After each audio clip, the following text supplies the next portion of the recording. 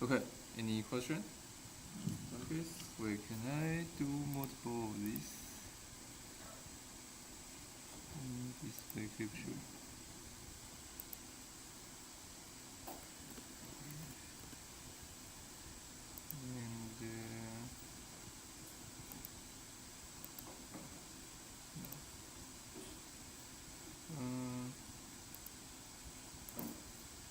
Okay, maybe try that later.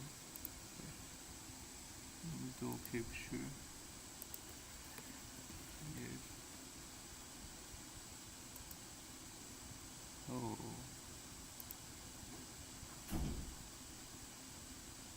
Okay.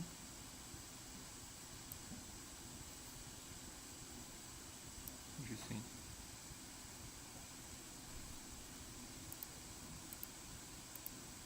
Okay. Any question? I guess from last time that was a long time ago. Any question for midterm?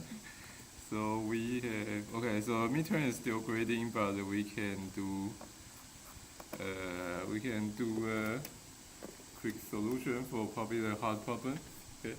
So yeah, so probably you see the previous five problems are very basic problem, and some of them are coming from the book. So that should be okay. And let's talk about the solution of last two problems. Okay. So problem 6 is basically So maybe the last three. So problem 6 is okay, but it will be very late. Oh, sorry. Cancel. Yeah. Yeah. Problem 6 is basically you find the REF of A, and then you will immediately find the first three.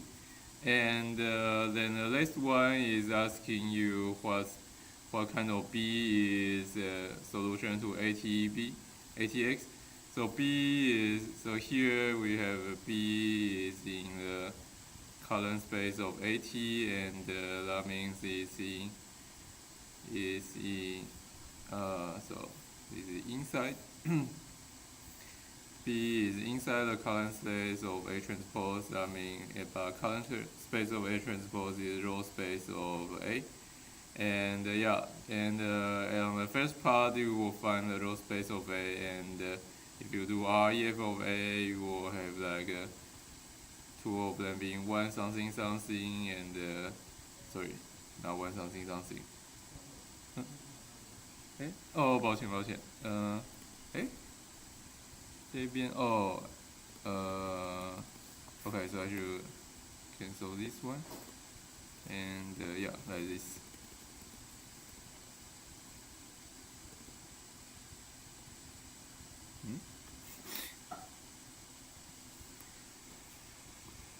Little weird. 这样子应该有。Okay. Yeah. Thanks for that. Yeah. So problem 6 here, and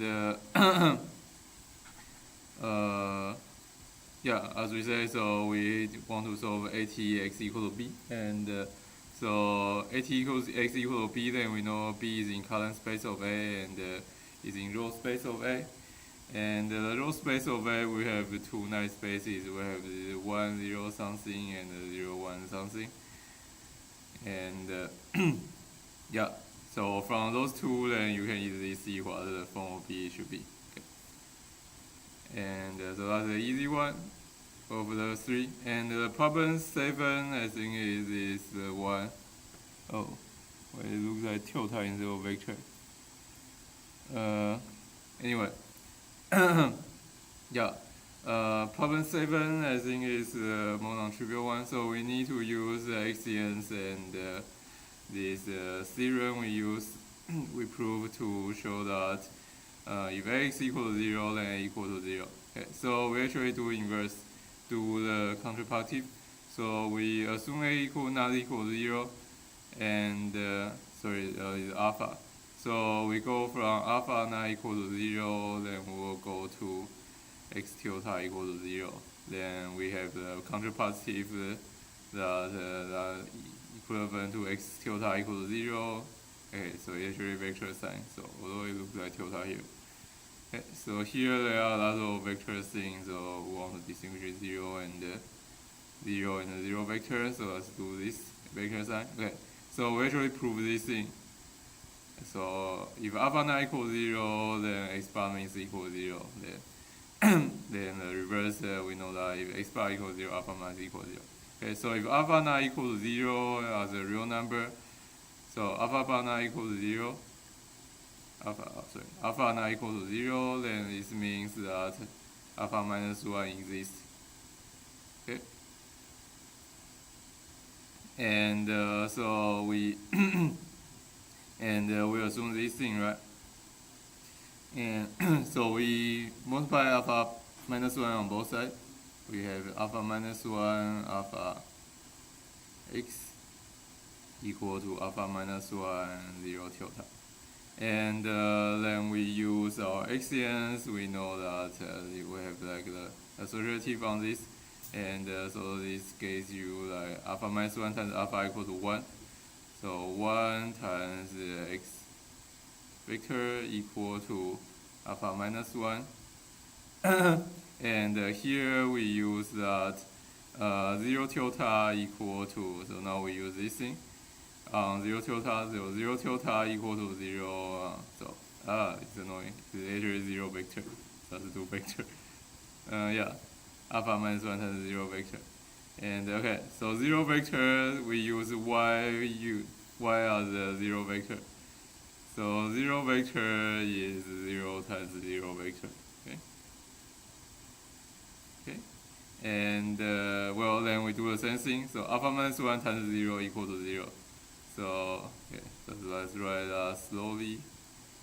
Alpha minus 1 times 0 times the 0 vector. And well, this is a real number, so this is 0. So that's once again 0 times 0 vector, and that equals 0 vector.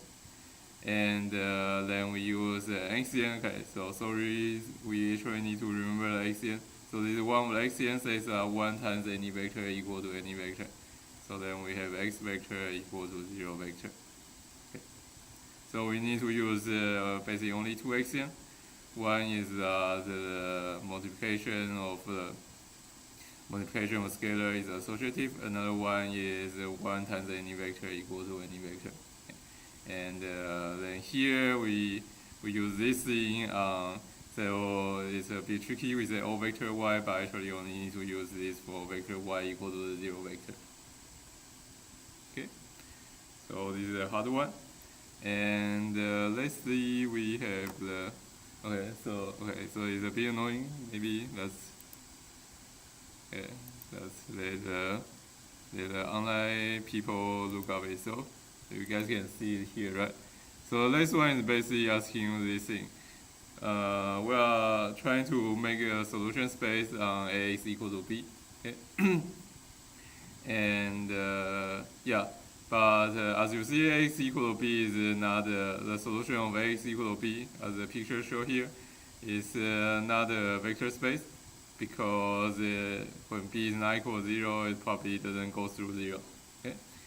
And but from this picture, you see there is a one-to-one correspondence between this set and the homogeneous solution, right? So Ax equal to 0. So here this Ax equal to 0 is a null space of A, is actually a vector space. Okay. So we are basically making a vector space here out of a vector space here. Okay, this is what we do. So on this problem, so we are basically mapping back to the null space. So let's say the space is A, so we have like a mapping between S and the null space of A, and this is by the thing here, right? So we find a particular solution, so it's x0 here, and it's called y here. So we just do whatever x here, you go to, so x go s and x minus y. Okay. So whatever x inside is a solution to x equal to b, then x minus y is a solution to null of a, right? So you go from here to here, you minus y, and go back, you plus y. And yeah, so this is the thing we do. So the thing we do here is actually, so on the plus we have xy minus y, and plus x2 minus y. And so we make back to the null space, then make back to the null space. Those two things are in the null space of A. And you do addition, then you make it back. And similarly, scalar multiplication, we have x minus y go to the null space times alpha, then plus y back. Okay, so that's why we get this funny thing. And anyway, you can brute force check out. Yeah, so this makes the space S vector space. And you can check it out by seeing that addition and scalar multiplication. Addition and scalar multiplication has closure. And the second question we ask you, what's the dimension of the space? But we know this is basically a null space, so the answer, we have a lot of weird things here, but the answer dimension is just nullity. But you also need to justify your answer, so you can to justify this, you can just do like a basis of, you can just say you have a basis of n of a will become a base, and then you make to s, right? So you can make n of a to s, and you do that by plus y, and that should give you a basis of s. Let's say s sub b, no, s sub y. Okay, yeah. So those are the hard questions. Okay. S sub y. Yeah. So it's a bit tricky because we are kind of hiding our attention in this in this problem, but it's basically mapping between these two sets. Okay. Any question? Yeah. And I believe the previous questions are pretty basic. Sure. Those are basic book questions, or yeah, basic calculation you can do. Okay. If there is no question, no further question on the midterm, let's switch things around to actually go to chapter 4. Okay, let me do this. Okay, so chapter 4 here, and I also need to switch this thing to this. Okay, perfect. Okay, chapter 4, linear transformation. And okay, it's a bit confusing, but it's a bit similar to what we do on this problem, but actually not true, because anyway. So what's a linear transformation? Linear transformation is this thing. So we are not talking about mapping between vector space, we are talking about functions. Okay, so we want to find the mappings from, or we want to talk about mapping from some vector space V to another vector space W. Okay, and yeah, so once again, remember vector space are just a set of elements with addition and scalar multiplication, and yeah, so first of all, you can think of a set. So mapping is from a set to another set, but it also has the operator defined on them, right? So this vector space has a scalar multiplication and addition. This also has scalar multiplication and addition. So you want to you want this mapping to kind of respect the the scalar multiplication and addition. Okay, you want to respect the linearity of the operators on those vector space. And when that happens is the linear transformation. And so it respects the linearity on those spaces in this far away. So you have a linear combination on your first space. So you have V1 and V2 inside this space, and you get a linear combination of that.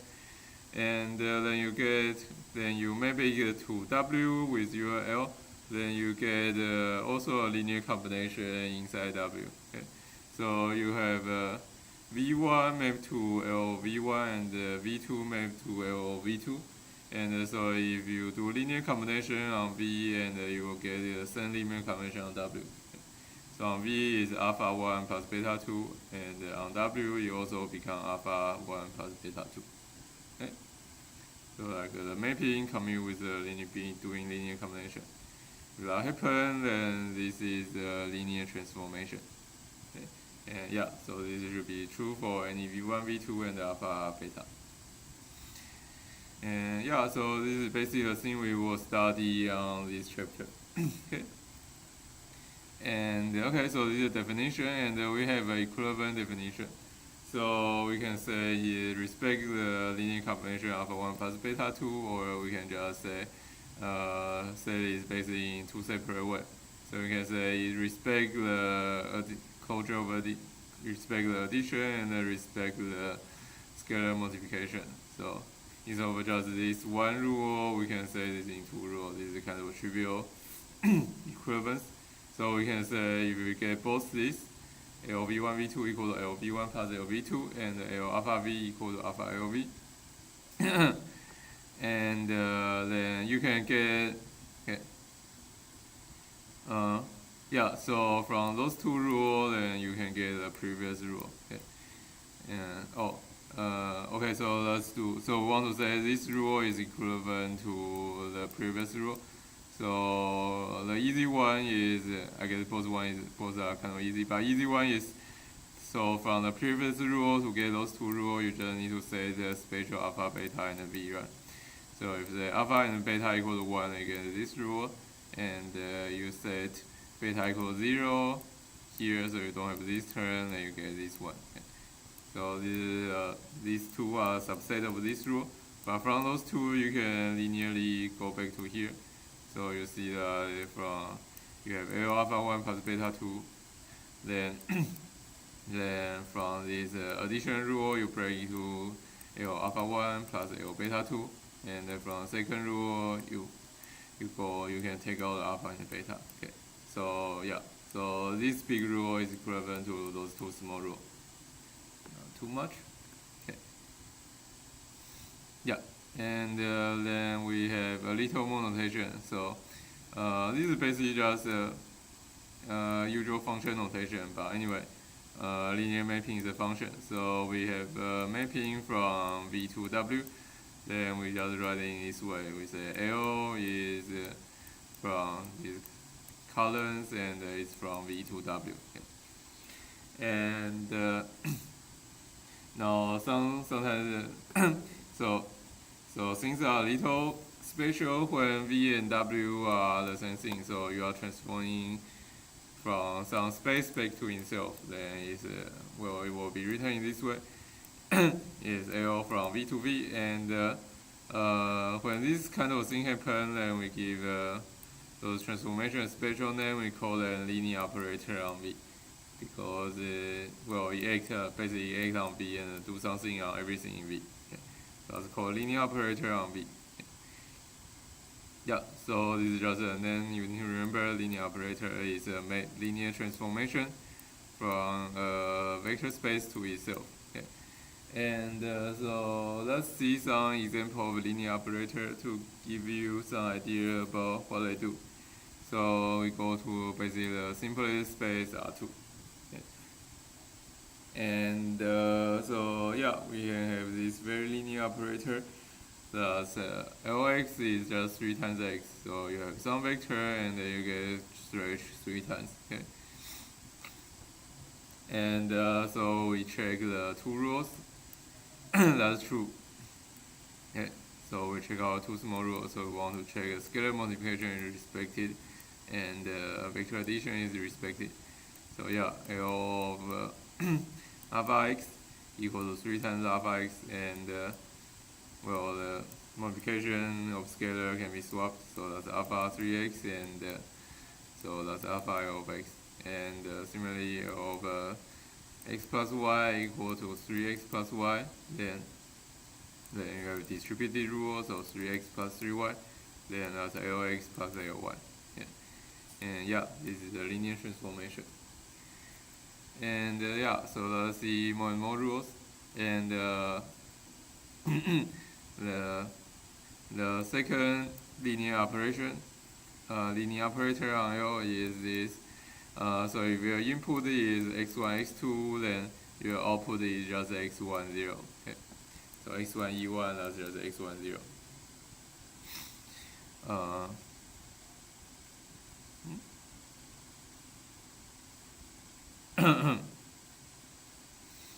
And yeah, so we once again check the linearity. So we see if we have alpha x plus beta y go to here, and so alpha x plus beta y, then we write down x as x1, x2, y as y1, y2. Then as is alpha x1 beta y1 and alpha x2 plus beta y2. And so L will just map it to alpha x1 plus beta y1. And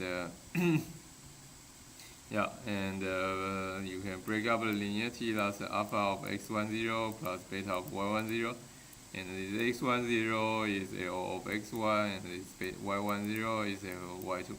So once again, you see linearity is this is a linear transformation, and yeah, so this is a linear operator on R2. And so once again, we can draw a picture. Yeah, so you see x1, x2, you only left with x1, so basically you project onto the x-axis. So you have x1, y1, then then after you do the linear transformation, then you are only left with the x coordinates, so it's a projection on x-axis, and this is linear. Okay. And see more example. Excuse me. Yeah, so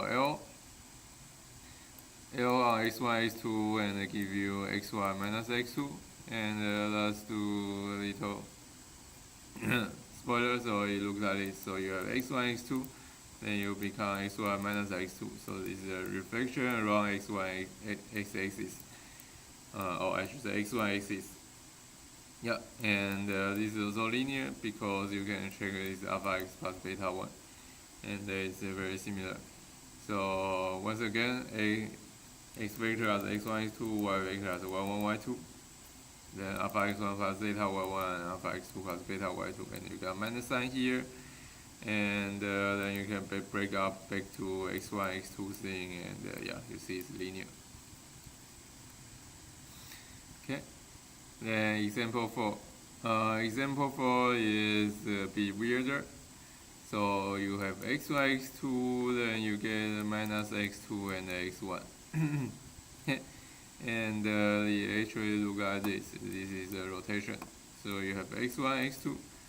And then you get minus x2 and x1. So x1 is long, and it's like this, and x2, yeah, x2 is this, and you get minus x2. So this is actually rotation by 90 degrees. And now let's check a little more carefully. Once again, we check alpha x plus beta y. L of alpha x plus beta y. So this L of this alpha x1 plus beta y1, alpha x2 plus beta y2.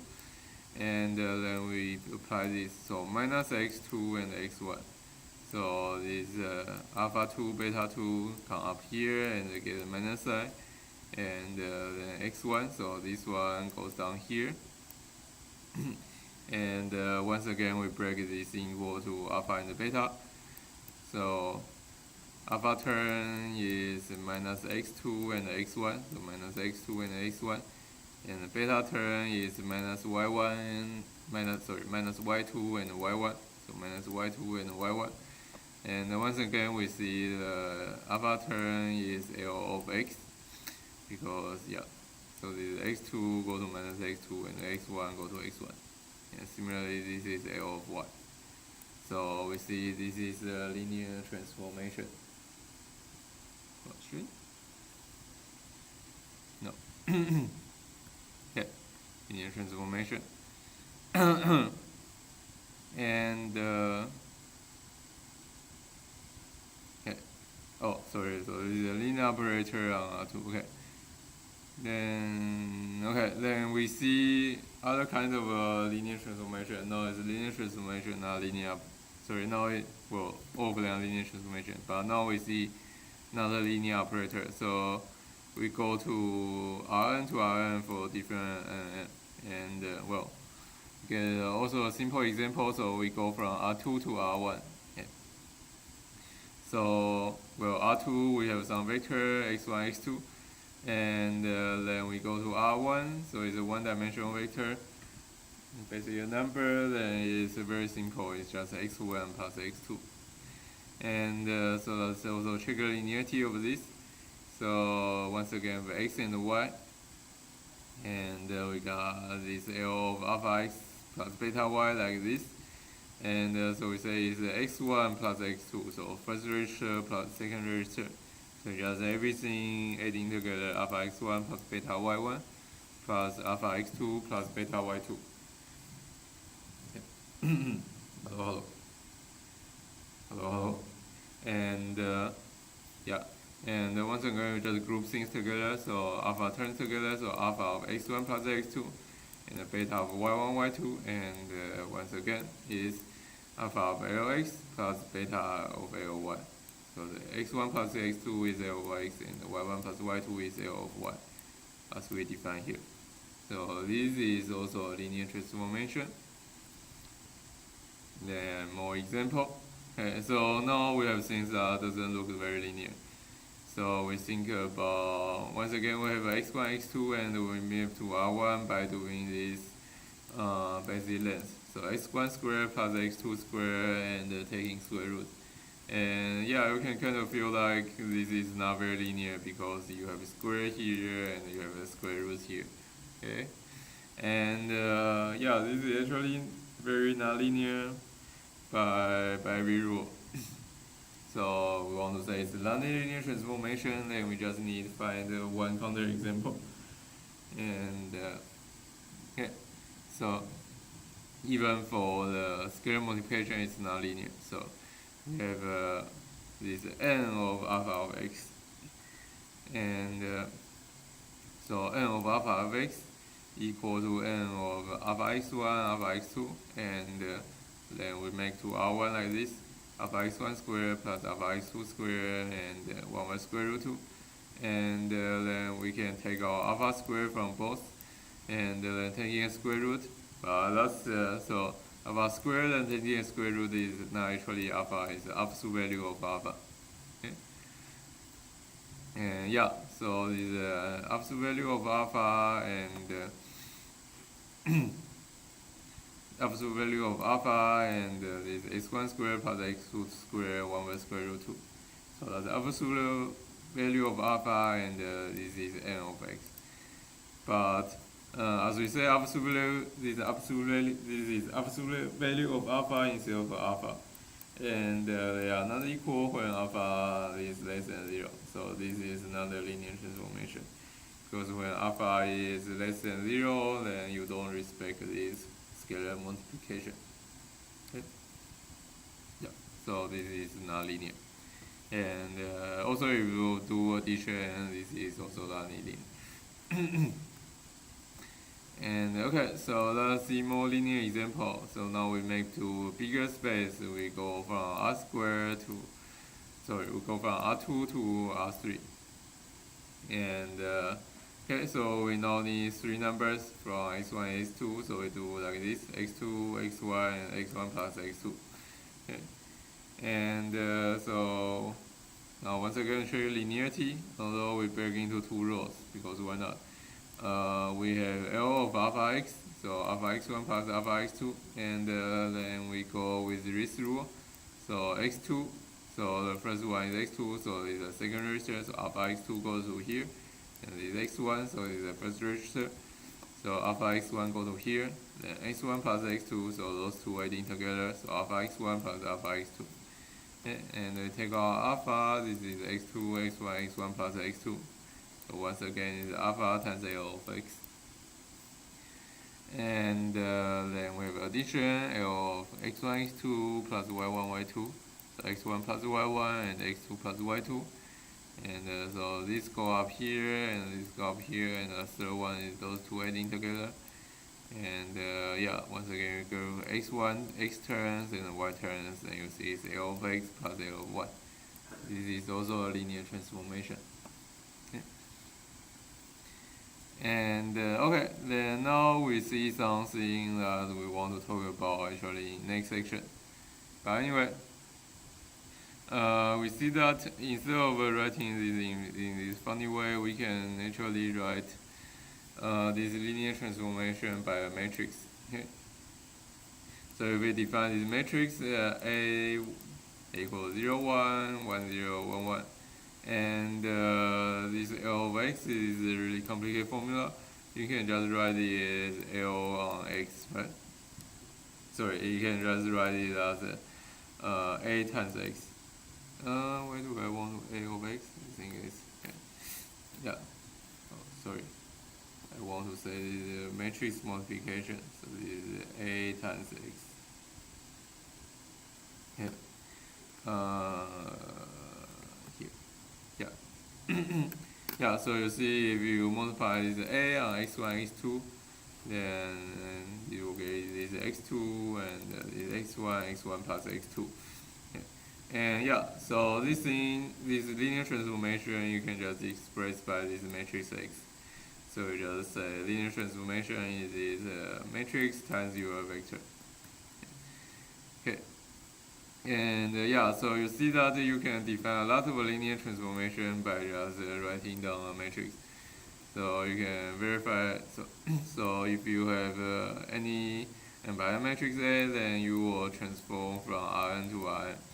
So we just define some linear transformation L with respect to A. So L sub A of x is just A times x. Okay. So yeah, so this is n by n matrix. So you will send the n-dimensional vector to an n-dimensional vector. Okay, so get this. And so we check it out. This is actually a linear transformation. Then we just do matrix algebra. And as we said before, matrix algebra is really linear, and you can see here. So you can kind of see what we mean by linear. So it means it's a linear transformation. Anyway, L of A times alpha x plus beta y. And as we say, it's A times alpha x plus beta y.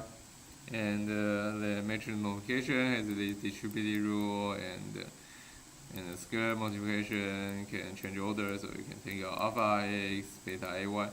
And then that's just alpha of L of x, LA of x, and beta LA of x.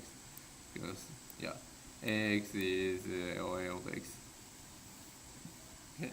So, yeah, matrix multiplication is linear, and it's a linear transformation.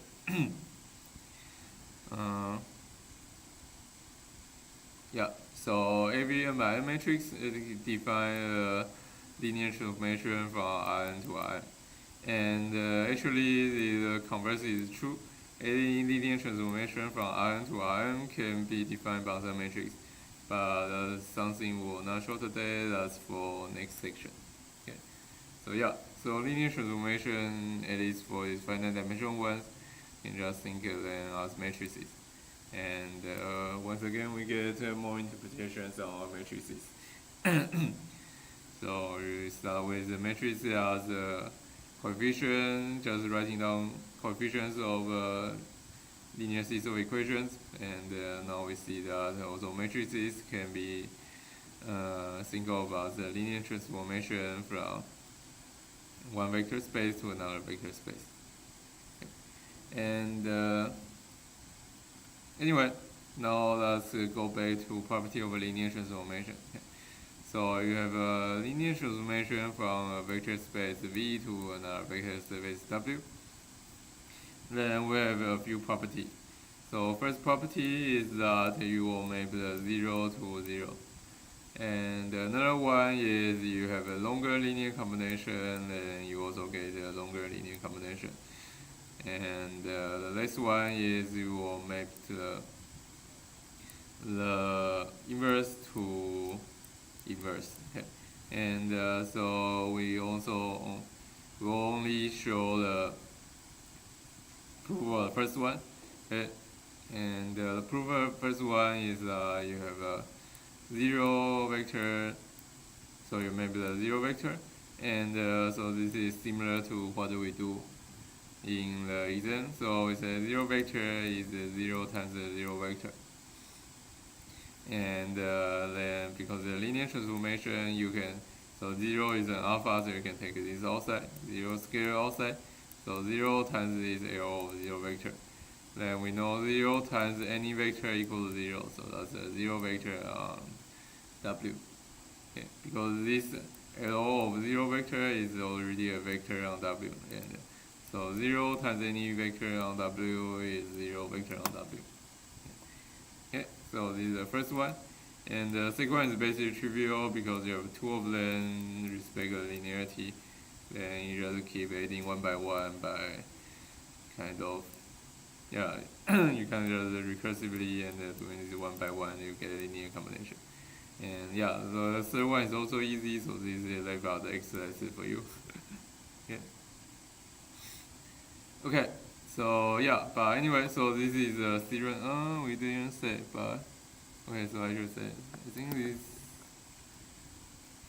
if I'm not mistaken, this is actually a theorem. So this is a theorem with an N. I think it's theorem 4.1.1. 1.1. Okay. Yeah. So the theorem result that you should kind of remember. And yeah, let's see. You map the spatial thing to a spatial thing. So the linear transformation preserves a lot of structure between the spaces. Okay. And okay. And for linear operators, there are spatial one. Okay. The spatial one basically we need to know the name. Okay. And that's the identity operator. So remember, linear operator is something. So V a vector space, linear operator is something map V to itself. And so we can define this identity operator that just do nothing. It makes every vector to itself. So obviously this is the operator.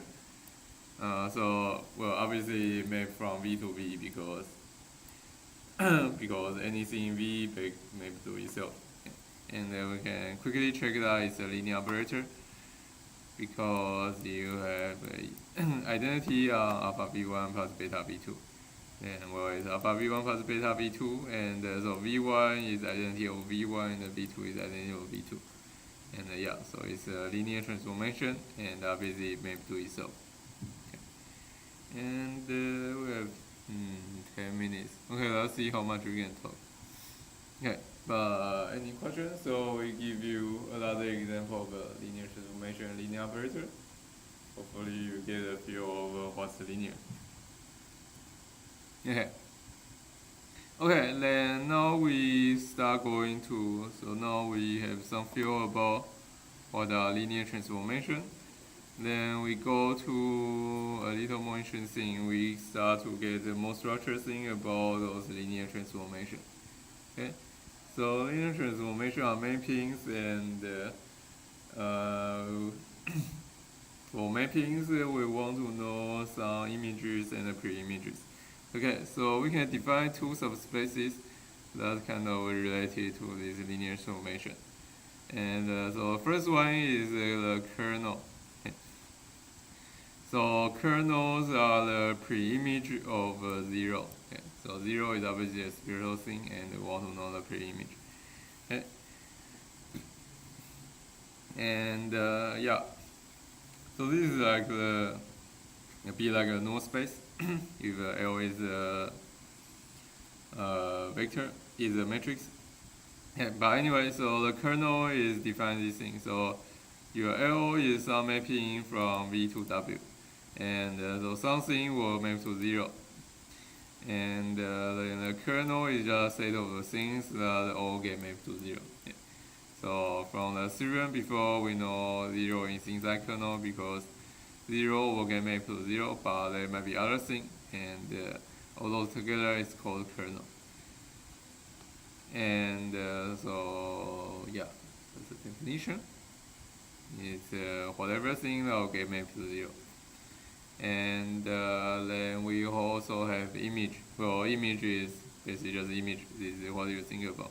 So if you get some subspace on L, subspace on V, and then subspace, then everything gets then those subspace will get mapped to something inside W. Okay, and that's just called image. Okay. And so this is pretty intuitive. Is a set of things that is made from something inside S. So L of S is whatever thing in W that's made from something inside S, right? So you have a V from S, and it will get mapped into L of S. So L of S is a set of things that get mapped from some V in S. So V in S, and get mapped into W by L of V. Okay. So this is the image, and I think this is a pretty intuitive notation. So you have S as a subset, and then you have L of subset. It just means the set of everything mapped from S. Okay, and yeah, so that's the image of some subspace. Okay, but here, so this notation, okay, it can be a little more generalized. So I mean, you can think about this definition for every subset. But here we restrict to S being a subspace because this gives us more structure. Okay. And sorry, I gotta make things up. Okay, so this is actually not theorem. So let's erase this. Sorry about this. Theorem point 1 is actually the other one. Okay. But anyway, yeah. So this is the image. So S is a subspace, and it get mapped to something, and Y1 is subspace because spoiler, this L will also be a subspace. And anyway, so that's S, L of S is just whatever S got mapped into. And well, this is defined by LS. And then if we want another property of L, that's the range of L. Okay. So we can think about if S is a whole space, so you have the whole vector space mapped to something, and it might, okay, so by our definition, this will be something inside W, but then it might be something outside W, so this might not be whole W. Okay. So we can think about everything made from V by this L, and that's L of V, and that's basically another property of L, right? So just like kernel is a property of L, and this range is also a property of L. So it is everything L can map into, and that's called the range of L. Okay, so the three things. Kernel is a preimage of 0, and the range and the image is image of a set is what that set get mapped by L, and then we have the range of L is the whole workspace get mapped into what inside W. Okay, and so finally we have our theorem. Sorry, this is HO theorem 4.1.1. Sorry for the confusion. Okay, and theorem 4.1.1, and it says that actually kernel is a subspace, and the image is a subspace for any S being a subspace. Okay. And yeah, this is pretty easy to check. So kernel, as I say, is kind of like null space, and checking will be sent. But anyway, so the proof here is, well, prover here is you check the closure, right? Remember, when we want to check whether things are subspace, we check closure. Okay. And yeah, so we check closure. And so we got just going to do this solely. So if something inside kernel, so we check closure of two things. So closure of scalar multiplication and closure of vector addition. So we start with anything inside kernel, and this means that this thing can make it equal 0. So L of V equals 0, and with some scalar. So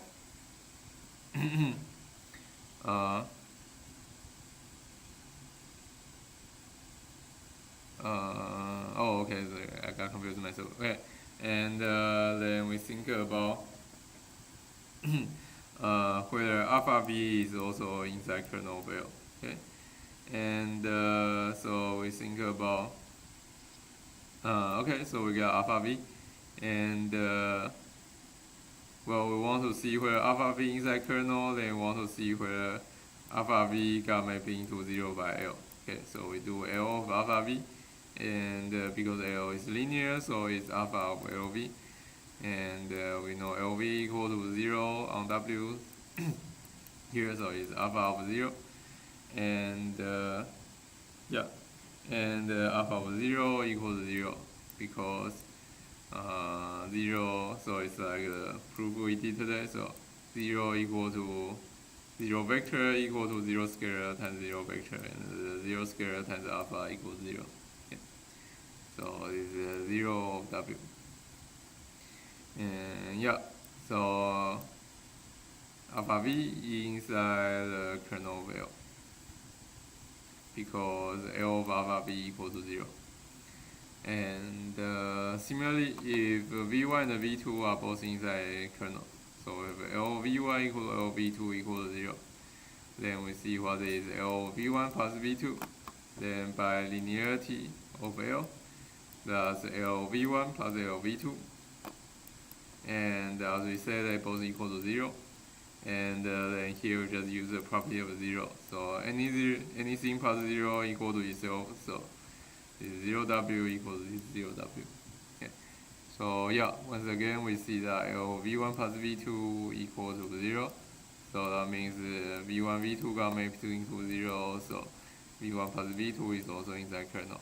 So we have a closure for scalar multiplication and a closure for the vector addition. So this kernel of L is a subspace of V. Okay. I think we did similar thing when we talk about null space. Anyway, yeah. So that's another proof. What we want to prove? We want to prove that L of S is a subspace of W for any S being a subspace. So this will also prove that range is a subspace because the range is a spatial image where this S being V. Okay, so S being subspace, and last thing about L. So let's see, what do we do? So something is inside.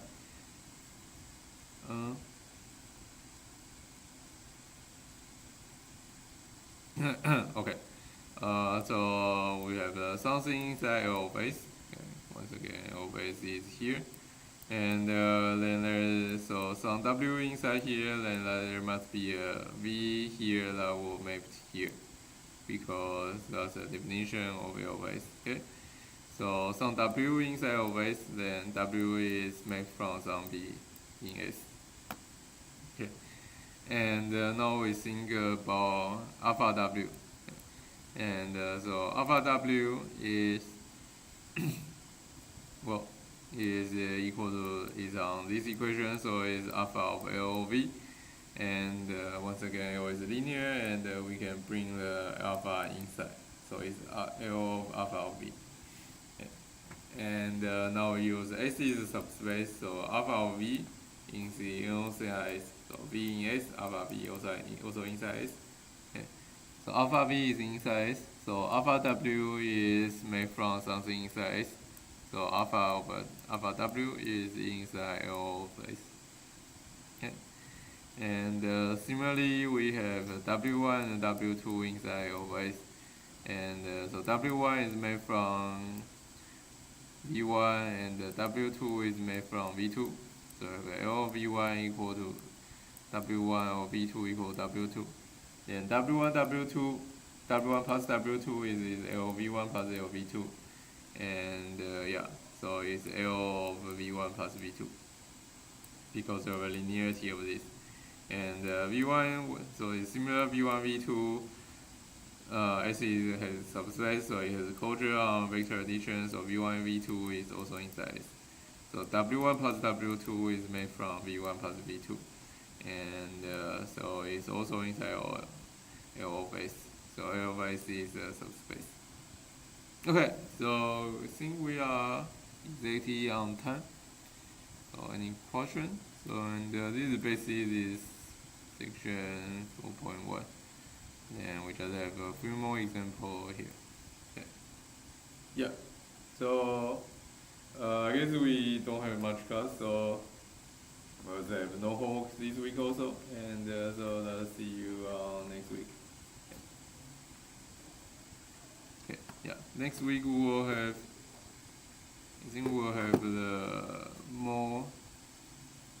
a bit more explanation on the test probably, and yeah, and we'll continue on chapter 4. Okay. Okay. So see you next week.